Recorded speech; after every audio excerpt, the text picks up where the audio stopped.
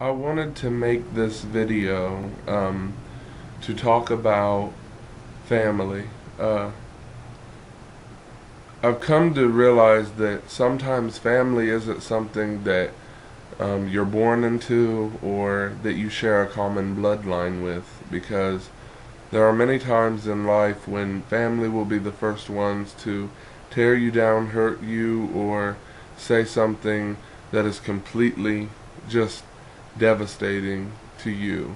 I mean, there are so many hurtful things that family members can say to you because they know your most intimate thoughts. They know your most, you know, your most, how should I put it, your biggest vulnerabilities. They know everything about you that could hurt you in the worst way. And sometimes that can be a bad thing. I mean, it's always good to have somebody in your life to share your thoughts with or be vulnerable with, but not always everybody is that type of person. Um, Family is something that we should not take for granted. I love my family, and I want nothing more than to be one big happy family. I mean, there's so many things that I would love to do with my family, but things get hectic when it comes to family. Things get kind of difficult when you're dealing with family. Anything from a trip or into a business transaction, or you know, who's going to go to whose house. I mean, everything comes down to whether the type of person you are and the communication that you have. When it comes to family conflict, there are many things that go wrong in this area. I've seen it in so many different families. I mean, I've had the experience of staying in many different households and being a part of them and being an active member in those families. And one of the big things I've noticed is that as soon as conflict happens, there are some major breakdowns in communication. One is that everyone wants to get a point across. Everyone has a reason that they are speaking when an argument is happening. Whether they're saying something that makes sense to you or not, they have a point that they're trying to get across to you. So what happens when there are many different people trying to get a point across at once? People want to get their point out first because they feel like that if theirs isn't brought out first, or if theirs isn't brought out first, then they're not winning, or if sometimes even if theirs isn't brought out fast enough, that they're never going to get it out, because some people can go on and on and on. Um, you know, with arguing, shouting is one of the worst things you can do. In my family, that's something that we do, especially me. As soon as I start to argue or I feel any sign of adversity, I begin to shout. I raise my voice. I mean, even talking and getting excited about something, I start to shout. So one thing that families need to do when they're arguing is they need to try to keep a calm tone. Think things through before you say them. You need to know that you're giving the other person respect, even if you have a problem with them. Try to show them as much respect so that you get the same respect back. Because if somebody comes at me into an argument and they're shouting at me and yelling at me, I'm not going to listen to what they're saying. I'm not going to respect what they're saying. Another thing that families do when they argue is we have the tendency as human beings to think that we know what somebody thinks or what they did, or because of something they did in the past or how they might have handled things in the past, we think that we know what they're doing, and we think we know what they did, so we start accusing them, making accusations toward them that are just not true. There are many things that we can do to stop this negative behavior. When you get into an argument, hear that person out. Just because you hear someone does not mean you have to believe them. Okay?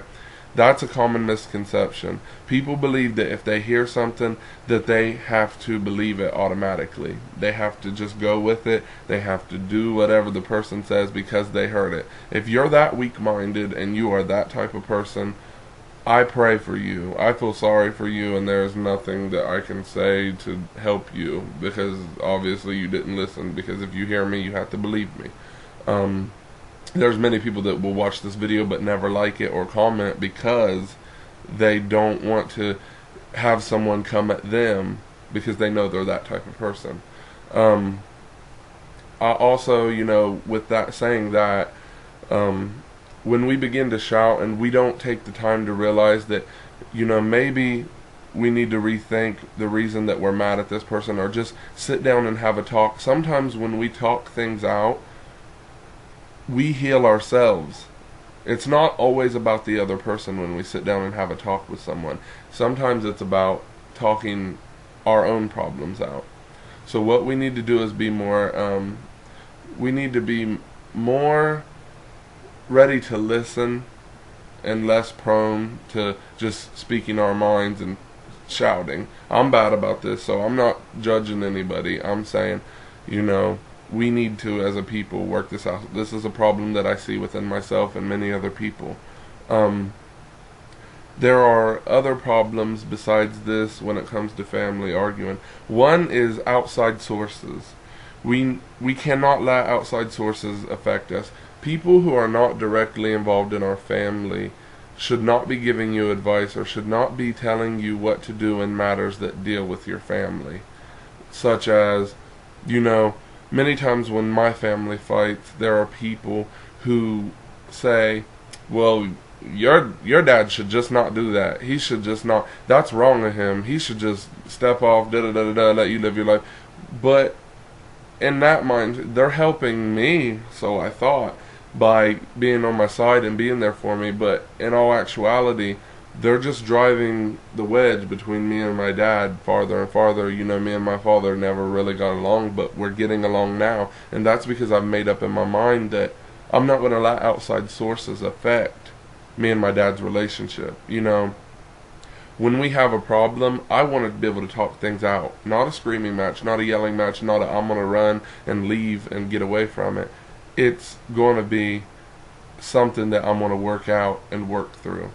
So, with conflict with family, a lot of times because we harbor a problem with somebody, we don't want to listen to what they have to say, or we don't want to think things through. We have to think about so many other things, like, who is this person? What have they done for me? We have to think things through before we start saying things, because sometimes we can come out looking dumb. Also, who is it affecting? Is the argument only affecting you, or is it affecting your children? Is it affecting your spouse? Is it affecting your whole household? That's another thing. That's a whole different thing, Affecting people is different than you just having an argument between two people.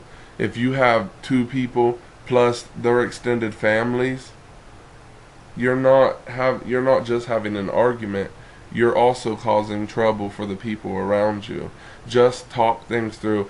If you are watching this and you're saying, well, you wouldn't do it, okay, I'm stepping out and I'm being the example. I'm trying to be the person that changes this destructive behavior. This is a reoccurring thing in so many different families, and I want to stand out and step forward and be like, I'm not going to be like that. I'm going to be different. I'm going to try to do better.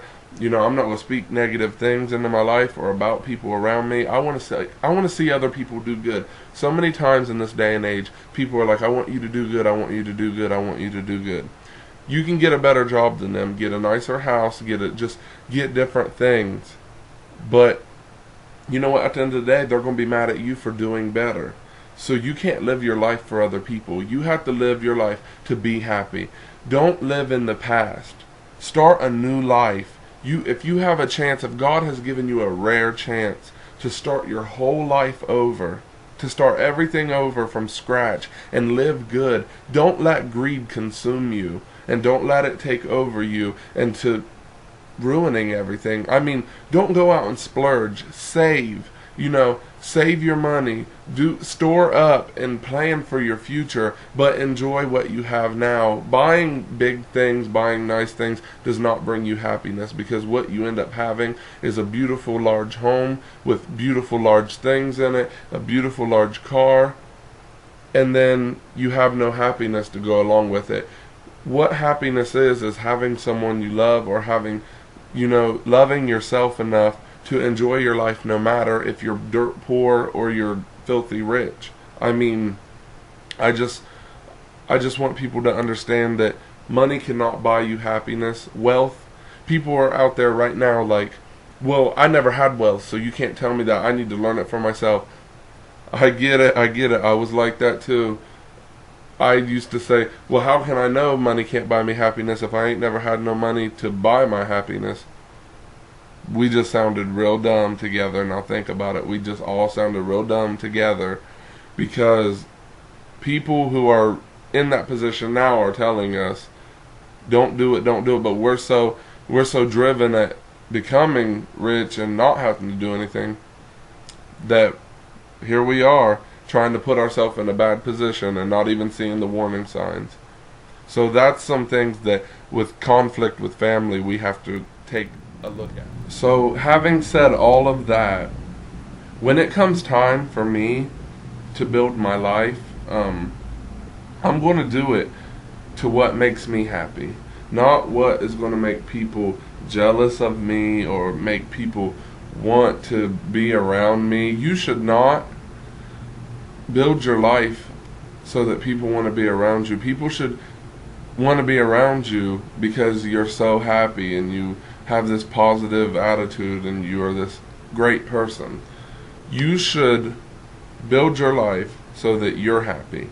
It is your nest egg that you are building. You're building your life, not someone else's. So when it comes to me, when it comes time for me to plan ahead, I always do this, and especially now. With school, I have a 5-year plan, and I plan in 2 years of those 5 years are school. And that's the beginning. That is the door that I'm going through. But a part of my 5-year plan is saving for my future. Saving for my future is very important to me, because if I do choose to ever have children, or if I ever choose to even adopt children, I don't want them to struggle. I don't want them to have to scrape and scrounge. I want them to have every opportunity to express themselves in every way that they want to. Whether that be church, whether that be art, whether that be singing, dancing, any kind of artistic thing, whether that be sports, whether that be, television, anything they want to do, I want my children to be able to do it without any questions. And I don't want them to have to say, well, I didn't get this opportunity, I didn't get that opportunity. I'm going to give them every opportunity, and I'm not going to push them to do something they do not want to do, but they will have to be doing something productive. Now, having said that, when I will have a will, I will have a living will, and I will have a last will and testament. Okay? So, with that said, in my will, I'm going to choose to split everything up myself. I'm going to split everything up myself, and I'm going to have everything. I'm going to leave everybody enough to live, because they should not depend on what I leave them to live their rest of their life. That should just be a boost or a helper or a way to, get their life started. It should be a kickstarter if they run into trouble. I do not want them to have to rely on my funds or me to live their life, because in the end we all die and we all are not here, and eventually we all have to live on our own. So with that being said, I do not think that parents should leave the decision up to one child, because that causes controversy and that causes trouble between the children, and it causes fighting and stress on one of the children. So if you are a person out there now who has a will and you left the decision up to one of your children, that's not fair. If you have favorites, that's not fair. Okay? I'm a child that was raised as a favorite, not in my immediate family, but my grandmother raised me as, you're the most special person in the world, you're the greatest thing in the world. You can do anything. You're the most smart, capable person I know. I was that. I was raised as her child. So I know how favorites go, and it's sad because I know how the other person feels because I put myself in their shoes. I know how the other person must feel, because if I didn't have that and I was on the other end of that, I would feel pretty bad. I would feel horrible. It makes you feel some type of way about the person that's doing it, and at the end of the day, they're still a great person. So when it comes to making a will, you need to split everything off evenly. So that way there's no argument. You can't say, well, they gave me more, they gave me this. If there's anything that might have sentimental value, if there's a home that you built together, I would recommend that it's in the will that it's to be sold and the money's to be split. Because how do you put a price on something that has memories attached to it? If you have two families, if you have a brother or sister and there's two families and both families have significant memories in that house, how do you put a price on it? There's no price that you could put on it. It's priceless. And if you're saying, well, that somebody should get it because they did this or that, that's not fair. That's not a fair thing to say, because imagine if you were that other person, how you would feel with this house. Because at the end of the day, a house is a house. It's just materialistic. A tornado could come through, an earthquake could come, it could burn down, it could be destroyed in moments. Okay? And then what would you have to do? You would have no choice other than to rebuild or move. So why not sell that house that has all those memories and too much attached to it to decide on? Split the money, leave it alone. Everybody's moving on with their life. They're productive. They're not worrying about hurting anybody's feelings. They're not worried about doing it. They're not worried about going against anybody's wishes. You just have a decision that's best for everybody. Now, if somebody comes to you and tells you that they have a problem, we get upset because we're like, that because it means something to us. They obviously have a problem with something to do with us. But if they're coming to us and telling us, that means that they're trying to fix that problem, and they don't want to feel that way. They don't want to feel that way, and they're trying to fix it, and they're trying to reach out to you and tell you, hey, I had this problem and I felt this way about it, but I don't want to feel that way anymore. I'm trying to change it in my heart. I was bad about that. I had someone apologize to me in my own church for feeling harshly towards me. When you feel harshly towards somebody, it can mean that you don't like them. And the sad fact is that everybody's not going to like everybody. So what we need to realize is that we need to let everybody move on our life. I was a big proprietor of let everybody stay together, let it be harmonious, and let everybody just be happy together. Even if you don't like somebody, be around them.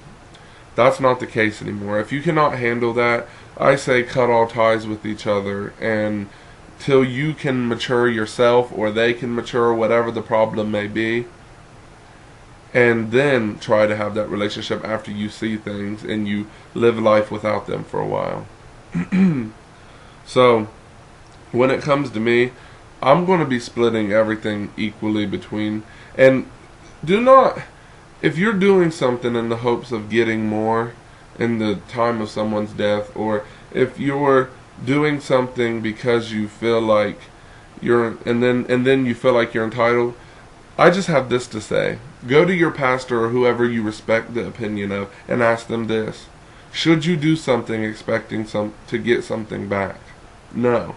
That is never the case. God wants us to do things because we feel they're right, and to be charitable. Look up your scriptures on charity. There are so many. God said He loves charity, and that's what you should do first. So, but don't make yourself a charity case. It's alright to want to do charity, but if you want charity and you want to become a charity case, that's not something that God respects. That's an attribute of your life that you have created, and it's despisable. It's just greed. becoming a charity case, becoming someone that just is mean because you know people are going to be like, man, they're bad or they're mean, don't mess with them. Those are not respectable attributes of a personality that someone should have, that somebody should want, somebody should strive after. So, in the end, my main point is, don't look at things so close-minded. Everyone is so close-minded. They think black is black and white is white. But in our day and age, I'm a product of thereof. You know, what is black and white these days? There's hardly any distinction between, because everything is so mixed together and everyone is so mixed together that race is just something that we fill out on a form anymore. I mean, we have our own ethnic groups and we have our own beliefs and we have our own way we walk, talk, and act and dress. But at the end of the day, if we shave off all our hair, strip every little cliche that we have, we're all human. We all have a heart. We all have everything that everybody else has, and we're all worth the same amount. There's no one person that's worth more. They might be treasured in your heart more, but that doesn't make them worth more. No one life is worth any more than another. So, just realize that life is short, and you have to live it for you. You have to be you. I'm trying to be the me that I like to be. I don't care what people say about me. I hear almost on a regular basis about people talking about me. People I keep the company of because I love. Because I think they're the best people in the world. They love me and care about me and they think I'm this great guy. They don't know I know that they're talking about me because I don't go forth and I don't confront them. Because if they have done nothing to me, how can I come against them? What is the point in coming against them when even if I let them know, they're just going to leave there still feeling the same way about me? All I can do is change and become better for myself and be happy with myself to the point where I don't care about what they say, and maybe I'll change their whole perspective on me by being that person. So, I've learned that, it's not being two-faced if you don't tell somebody that they're talking about you, but you still go around them. It's just trying to stay away from conflict. There's so many people out there that thrive and live for conflict. That's all they want. They want to fight. They want to argue. They want to be mad. If you want to be mad, that's your problem. If you want to have a problem, if you want to be depressed, if you want to be sad, go ahead and be that. But do not try to drag me down with you. If I'm happy, I'm living my life, I have made a declaration in my life that I'm going to be happy no matter what. Don't come to me trying to bring me down to your level so that you have someone to be sad with. Okay? What you should do in that instance, right there, you should, instead of trying to, if I'm up here happy and you're down here sad, instead of trying to drag me down here with you, if I'm up here and you're down here, you should be trying to build yourself up here so you can be with me and be happy. If you want to be with me on a level, be with me on the level that I'm at. Don't try to drag me down to yours. So, these are just things that I thought about with family and conflict. I love my family more than anything, but one thing that I will not let my family do is bring me down, make me sad. We all have problems. We all talk about each other. I'm willing to admit, for the past couple years, I talk about people. I say things about people. I gossip. Ask any of my friends. If you want to know something about somebody, come ask me. I know. But I'm a great secret keeper. If you tell me not to tell somebody, I will not tell somebody. I have so many secrets on people that I do not share because it's nobody's business. But at the same time, I was that type of person that I would gossip. I would be mad at family and hold grudges. I would treat my mom badly because of resentment I had towards my dad. That's not something I want to do or be. I'm trying to change. I've made a declaration in my life.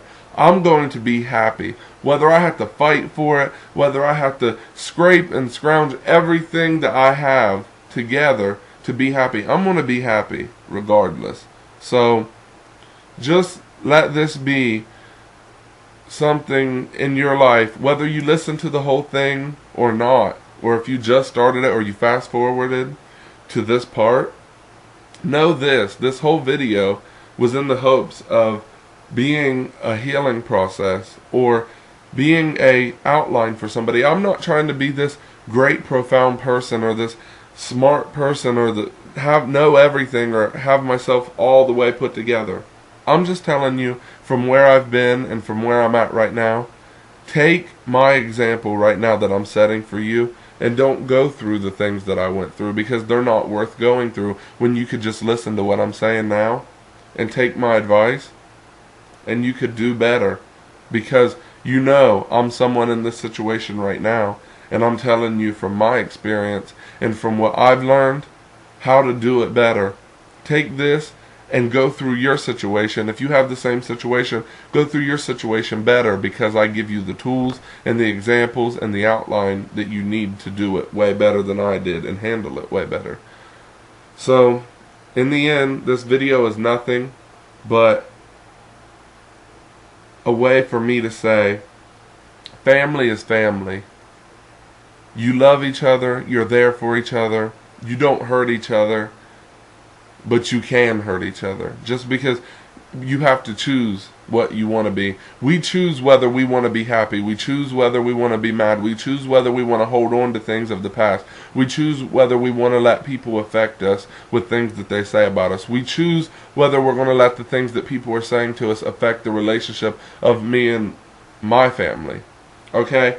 If you have people saying things to you that it's driving a wedge between you and your family, you know what that usually means? They are jealous of the relationship that you have. They're jealous of the opportunity that you have right now. So they don't want to see you do good. So they're going to try to tear you apart from them and make it not work. Why would they want to see you happy when they can't get that in their own family? They don't think it's fair. They don't think it's the right thing to happen to you, that there was some flaw in the system, that it just was happenstance or luck. Yet they claim to believe in God. So at the end of the day, be happy, be conflict free, and if you got conflict, don't call me. I mean, that's the end of it. That's the period at the end of the book. That's everything. That's the amen. That's the hallelujah. That's everything. Just be happy with yourself and don't live your life for other people. Let everything happen the way God wants it to happen. God is not about spite. He is not about getting. God said vengeance is His. And when we try to get vengeance for ourselves, when we try to get revenge on somebody for ourselves or spite them, we're saying, hey God, we don't need you to do it. We can do it ourselves. And He's up there like, you're tripping. I'm the one that can do it better, and I can do it wholly and completely. So I don't need your help, okay? But if you want to try to help things yourself, then you're just ruining your life, and you're just ruining the things that I've set up for you. I'm not going to be that person. I'm going to be like, God, you handle it. You take it. I'm not going to spite them because they spite me. I'm going to be the better person, and I'm going to love them, and that'll bother them more than anything. I'm going to love them because I want to be happy. I hope you guys watch this. I hope somebody watches this. So many people won't watch this because of the length, and so many people won't watch this because they don't want to listen. So, whatever one you are, I hope you got something out of this. I hope it helped you. It's just my way to vent, and it's just my way to share with people how to be happy, how to be better.